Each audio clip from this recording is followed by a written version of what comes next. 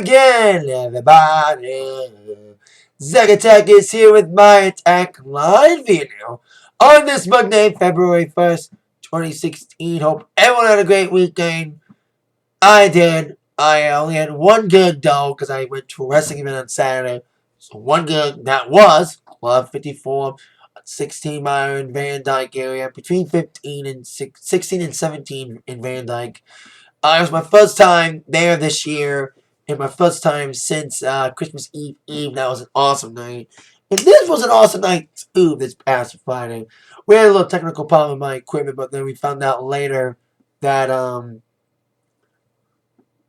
someone was in our car and messed with all my knobs. So all my knobs were messed up, including my mono knob, my mono volume switch, which was turned all the way down. We didn't realize it until later. So we had to go on with a different setup than we would normally do, but we went well, and people enjoyed the show again. And once again, Crestwood employees love me.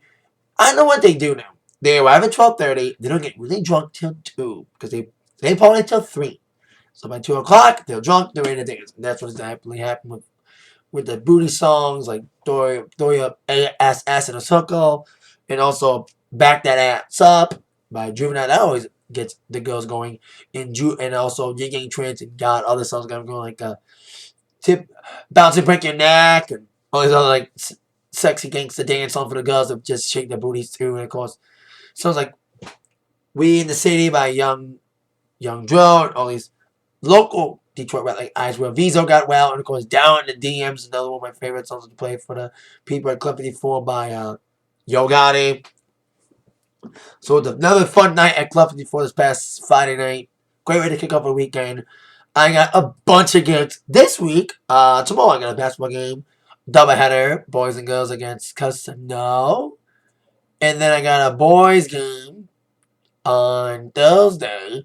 That's a special day because the football team of Romeo, which recently won their first ever state title, I was there at the high school when they won and celebrated their victory with them.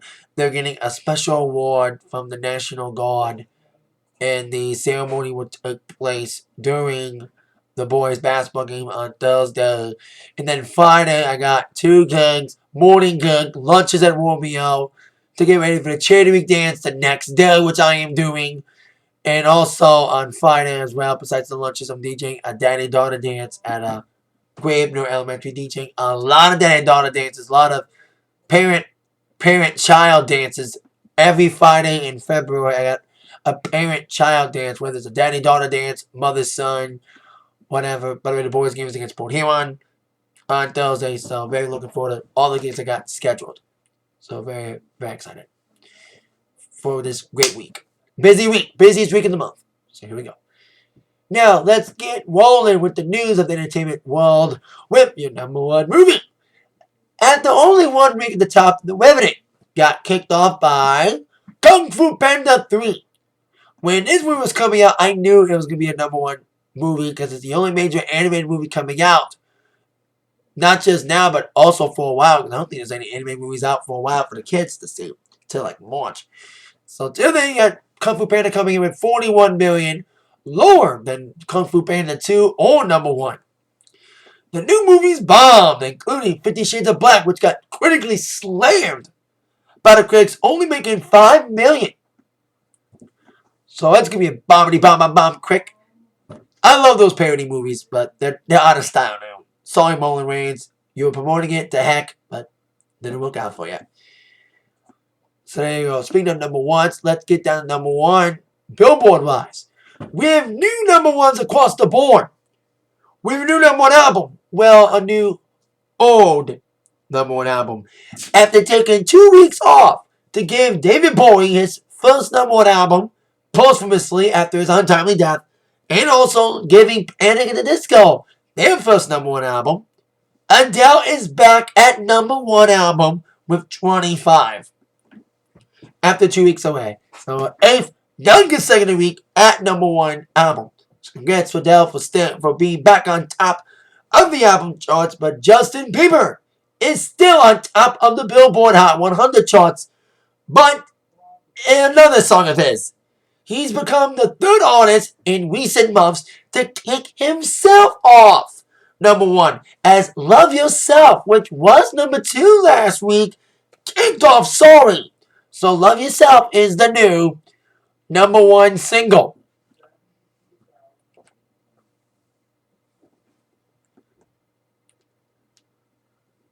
Like I said, he's the second in 4 months since The Weeknd.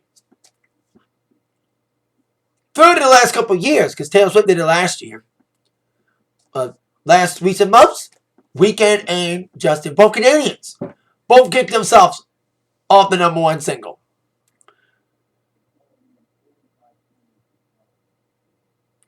He's the 12th act to done this in the 57-year history. Of course, the other 12 acts that kicked themselves off a number 1, besides Weeknd and Taylor, the Beatles, Boyz II Men, Puff Daddy, Ja Rule, Nelly, Outkast, T.I., Usher, and of course Black Eyed Peas. And not only that, Love Yourself is the 1050th number 1 single in the Hot 100 history and the 3rd number 1 single in people's career. The thing is, yeah, and they all came from Purpose. All 3 of his Purpose singles have gone to number 1. What Do You Mean was number 1? Sorry was number 1. Wow, the comeback is official now. And his album's better than Rihanna's. Rihanna's album sucks. Horn, go back to dancing, not gangsta Rihanna. I hate it. Justin went gangsta, bombed, and now he's back to being dancing again. Learn from that, Rihanna. Maybe you can make a dancing comeback one day. Stop being gangsta, thuggish. So there you go. And sadly, I bet you Rihanna will probably kick off a down next week. With Anti just recently coming out on Thursday, as mentioned on that Atakline then. So there you go.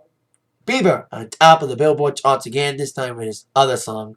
And Adele back at number 1. Now on to some award show news, specifically ACM Awards. The ACM Awards will take place on April the 3rd. Or as I call it, WrestleMania Sunday. God, I hate ACM's going against WrestleMania, but thank you, DVR! Leading the nominations, which were announced today, Chris Stapleton, a breakout star at the CMAs. He's really been capitalizing on that. You know, he was like the breakout that night. He was an unknown to most casual country fans. And now he's getting a lot of exposure because of that. He's touring with Hank Williams Jr., got a lot of Grammy nods, and 5 ACM nominations tied with Eric Church. Both leading with 5. LBT Little Big Town leads with 4. But Aaron Fairchild gets an additional nod for a duet with Luke Bryan for Vocal Event of the Year. 3 nominations going to Chris Jansen, Miranda Lambert, and Thomas Rhett. Also 4 going to Chris Young and Cam. So there you go. The Bang Award, Entertainer of the Year, Luke Bryan will defend. Trying to go 3 times Entertainer of the Year at the ACMs. Against Garth Brooks, Miranda Lambert, Jason Aldean, and Eric Church. Male vocalist, we got, well, last year, I think Aldean won last year, ending the reign of Blake Shelton, who's not even nominated this year for anything. Maybe they are taking Miranda's side. Jason will go up against Doug Bentley, Eric Church, Brett Eldridge, and Chris Stapleton. I would predict Chris Stapleton will win. By the way, for the first time in years, the Entertainer of the Year will not be fan voted. It will be voted by the ACM Voting Board. Also, the Best New Artist will also not be chosen by the fans either. So that is interesting that the fan voted nominations, the fan voted awards are no longer fan voted, including, like I said, the big one. A lot of people debated it, including Kenny Chesney. When he won the first ever fan voted, he was not for the fans voting. He said he liked it, but he didn't like the fans being able to choose it. You know, the biggest award of the night. But now that's done. So it's Best New Artist voting for the fans. Female vocals got a lot of new nominations, including Kelsey Ballerini getting a nod, Jana Kramer, along with veterans like Miranda Lambert, Carrie Underwood, and Casey Musgraves. They got those nods, but no female albums were nominated for Album of the Year. So there you go. Vocal duo, the champs, Florida Georgia Line. This is the thing about country awards I don't like sometimes. Sometimes when one person wins, they win it like for a bunch of years in a row, like Vocal Duo of the Year. Books and Dunn won a bunch of years in a row. Then Sugarland won a bunch of years in a row. And now Little George Line is going to win again against Dan and Shay, Brothers Osborne, Maddie and Ted, and maybe getting a sympathy vote, Joey and Roy. That's interesting. They got a nomination. They haven't had any major hits in a while, but like I said, they get the sympathy vote because of the cancer diagnosis for Joey, who's about to pass away any second because it's like non-treatable cancer. Because they went to the doctor saying that no matter how much chemo you do, it won't help anything. So she's just resting peacefully at home until the angels call her name. And she goes up to heaven's door. Best wishes to the family, by the way, of that lovely couple. So I like that one song. Cheater, cheater, where'd you be? That no good white trash hole. Vocal group of the year now, we have Eli Young Band. LBT's been winning that award a lot, along with former winners Rascal Flatts, Old Dominion, and a band that should win one day, Zach Brown Band. Lady A, who won a lot of years, they're not nominated this year. Maybe it's because of the hiatus. Of course, the best new artist, just 3 categories now, not rolled up into one: best overall new artist, best new male, new female, and best new vocal. No longer fan voted, as I mentioned. Best new male, we got Brett Eldridge, Chris Jansen, Thomas Rhett, not so exactly new, but we got Chase Wise and Chris Stapleton, who I think will probably win that. New female, we got Cam, Kelsey Ballerini, Mickey Guyton, I hope I got the name right, and Raylan. I say Cam or Kelsey wins it. New vocal duo or group, we have 1,000 Horses, Brothers Osborne, Maddie and Ted, Old Dominion, and Palmer Lee. I think Maddie and Ted could win it. Album of the year. We have I'm Coming Over, Chris Young. Interesting to see him nominated. Along with Montevello, Sam Hunt. Mr. Misunderstood, Eric Church. Angled Up, Thomas Ware. And the winner, Traveler, Chris Stapleton.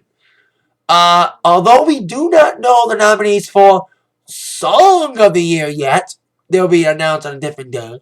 But we do know the nominees for Single Record of the Year. This is the difference between single record and song. Song goes to the songwriters. Single record goes to the producer and artist. And the nominees for single record are Burning House by Cam, Buy Me a Boat by Chris Jansen, Die Happy Man by Thomas Brett, Go Crush LPT, which will probably win, and I'm Coming Over, Chris Young, and Take Your Time, Sam Hunt. Music Video of the Year, Biscuits, Casey Musgraves, Burning House, Cam, Girl Crush LPT, Mr. Misunderstood, Eric Church, and Riser Doug Bentley. I think Girl Crush will probably win the video too. Vocal event, aka duet with Hangover Tonight, Gary Allen with Stapleton, who sung only Harmony. Home Alone Tonight, Luke Biden, Karen Fairchild, the duet I was telling you about. Raise 'em Up, Keith Urban, Eric Church, Smoking and Drinking, LPT, and Miranda Lambert, and Wild Child, Kenny Chesney. Maybe Luke Biden will win, or Keith Urban. Do not know. I'd like to congratulate my local station, WYCD 99.5. They're nominated for Best Radio Station in Major Market. So good luck, WYCD. So those are your ACM nominations. Now, ACM's a big event, but another big event coming up in 6 days, Super Bowl 50. And it's uneventful halftime show. I'm sorry. Nothing against Coldplay. I like their music. I like the stage show, but they're not Super Bowl bound. They're trying to hype up their show by adding Beyonce to the show and, rumoredly, Bruno Mars. They're hiring, basically, Coldplay is like, oh, we can't do this on our own. We need some veterans of the Super Bowl halftime show in the past. So let's get both the 2013 and 2014 halftime show performers, Beyonce and Bruno Mars. It was rumored that Bruno was curating the halftime show this year, but now he's rumoredly being a part of the show. As it was hinted by Coldplay, they were rehearsing the show, looking at footprints, saying, oh, there's Beyonce's footprint on the stage. Let's look for a Bruno one. Slightly hinting that Bruno might be involved in the halftime show. Like, some people need gas to carry their asses. Bruno did not need the Chili Peppers. Katie did not need Lenny Kravitz per se, but Missy was a great way to add on, and she capitalized on a good comeback out of that. Because I like that song, WTF. Didn't do well in the club last week, but still, I like that song. So now Bruno's involved. And so is Beyonce. They do need those two guys to carry Coldplay's ass and make it a little bit more eventful. So there you go. Coldplay prepares for the halftime show with Beyonce to join them and also possibly Bruno Mars. Of course, we know it's Panthers against the Broncos. I thought it'd be Pats, but it's Broncos. I like both teams, but I'm cheering on Carolina.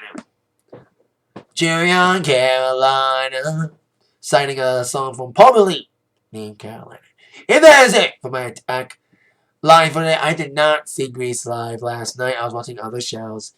I've said on this show about my thoughts on these networks and all these things. Making musicals that are beloved by many. They'll be making Wacky Horror, for God's sakes, It'll expose the old one to a new audience. Find this new one. Makes people want to see the old one. See how good the old one is. But I heard it did well. I heard Grease did do well. That is it. Again, thank you so much. With that in mind, you've been attacked by the news from Zach. See you later, everybody. Yeah.